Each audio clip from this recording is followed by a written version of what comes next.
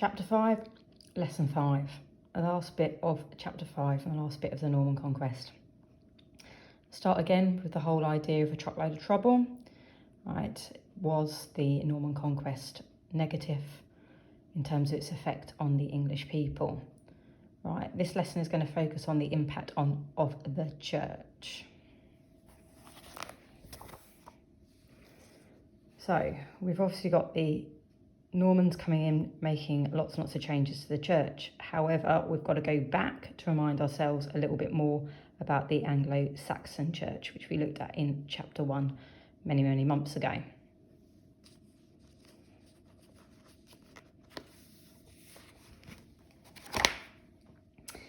The church in England was very different to the church in the rest of Europe. It was kind of quite unique, it was quite individual, it was quite independent. It didn't have its its Bible in Latin, it had its Bible in English instead. We know also that there weren't particularly lots and lots of church buildings, that they worshipped around a stone cross, often in the villages. That we had the good and the bad in the English church. So we had the good with Dunstan. However, the current, at this time, Archbishop of Canterbury was Stigand. He was very corrupt. He had more than one job. He sold offices, sold jobs to other people. And the church in England didn't have a very good relationship with the papacy, with the Pope, who lived obviously in Rome, who was in charge of the church. So again, that wasn't great.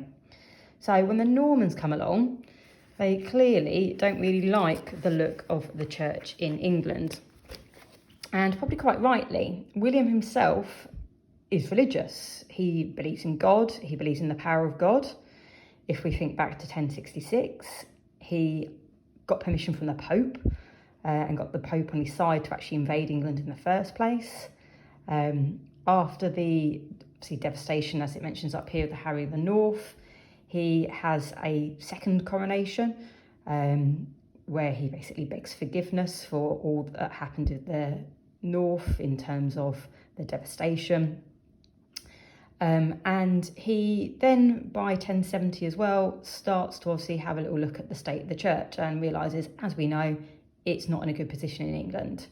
So he fires Stigand, right, the corrupt Stigand gets replaced with Lanfranc.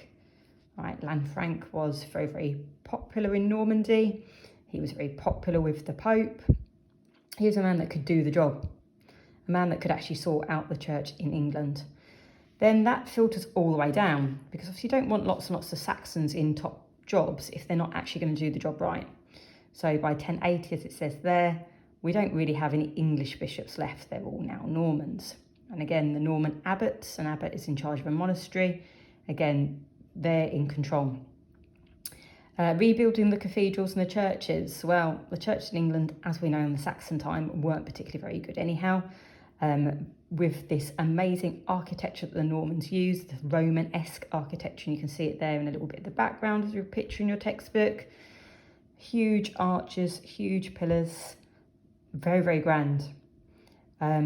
So that was a part of, obviously, the church reform, to actually have buildings that could reflect the power of the church and to reflect kind of the role that the church should have within the country. Monasteries where monks live. Again, Normans obviously wanted to improve that. So they revived them. Yes, they got them back again, if you get what I mean, in terms of kind of like try to get the strength back in the monasteries.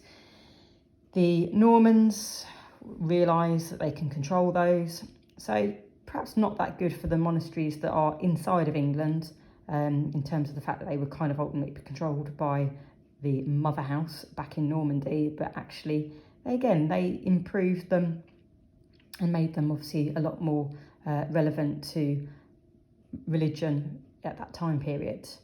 Our parish churches. So parish churches just means obviously the churches in the villages, right? So lots of those again needed to be improved because, as we said already, they didn't have many of them to begin with.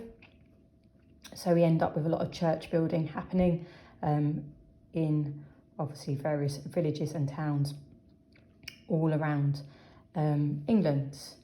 And as it says there, look, you know, again, last little line to pick out. As a visual reminder, you are now in Anglo-Norman England. Anglo-Saxon England is long gone. All right, the churches, they are Norman, they are not Saxon. And that's basically the end.